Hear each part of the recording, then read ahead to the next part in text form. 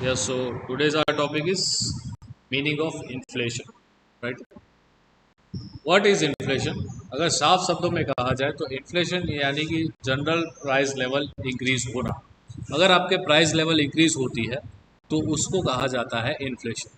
अब inflationary condition में क्या चीज़ें होती है कि जितने भी आपके गुड्स एंड सर्विसेज की प्राइसेस है वो इंक्रीज होने लगती है। जितने भी आपके गुड्स या सर्विसेज है वो ज़्यादातर महंगे बनना शुरू हो जाते हैं। बट ये तो एक जनरल सी डेफिनेशन है। अगर इकोनॉमिक डेफिनेशन हमें जाननी हो तो देयर वेर एक्सपर्ट जिसका नाम है डॉक्टर A.P. लर्नर। उन्होंने इन्फ्लेशन को कहा है कि a situation of excess demand over supply of goods is called inflation. मतलब जितनी सप्लाई है उससे अगर आपकी डिमांड ज़्यादा हो जाती है तो that condition is known as your inflation. Second is ACPQ। ACPQ कहते हैं कि inflation is said to occur when monetary income rises faster than the real income. मतलब इन्फ्लेशन कब आपको ऑब्जर्व होना होगा? इन्फ्लेशन आपको तब ऑब्जर्व होगा जब आपकी मॉनेटरी इनकम, मतलब आपके पास 50,000 आपकी मॉनेटरी इनकम है, वो राइज हो रही है देन योर रियल इनकम। अगर आपके 50,000 जो आपकी ओरिजिनल इनकम है उसमें से आप 10% टैक्स माइनस कर दोगे तो आपके पास 45,000 जो बचा that will be your real income. तो यहाँ पे बोला जाता है कि ACPQ कहते हैं कि जब आपकी मॉनेटरी इनकम इंक्रीज होती रहेगी बट आपकी रियल इनकम इंक्रीज नहीं होगी तो जो सिचुएशन अकर होगी उसे कहा जाएगा inflation. There was one more expert जिनका नाम है doctor J.M. Keynes. J.M. Keynes कहते हैं कि the real situation of inflation occurred is created with increase in money income beyond the level of full employment of factors of production.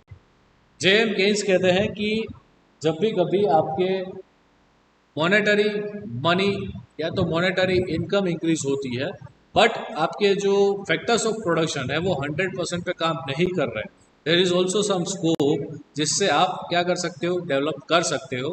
वो अगर नहीं हो पा रहा है तो जो सिचुएशन पैदा होती है that is known as inflation.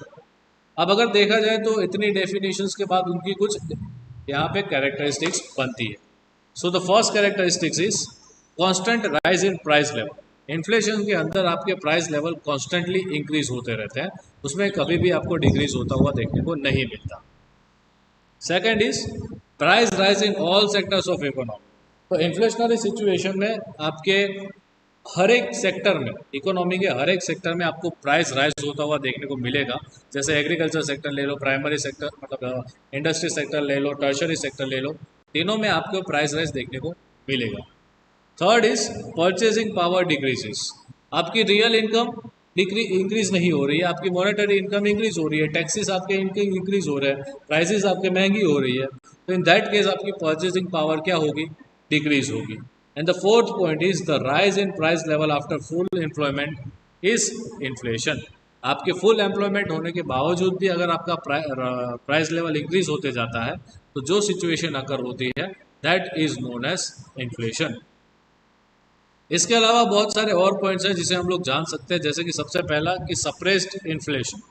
सबसे पहला है सप्रेस्ड इन्फ्लेशन। तो सप्रेस्ड इन्फ्लेशन किसे कहा जाएगा कि when government has kept control over and suppresses the increase in price level via rules, laws and subsidies, it is considered as inflation if there is no price rise. पहला case कि जहां पे government खुद अपना control ले लेती है prices के ऊपर, गवर्नमेंट खुद आपके प्राइसेस को दबा देती है, तो ऐसे केसेस में इन्फ्लेशन कंसिडर किया जाता है भले ही प्राइस राइज ना होता हो।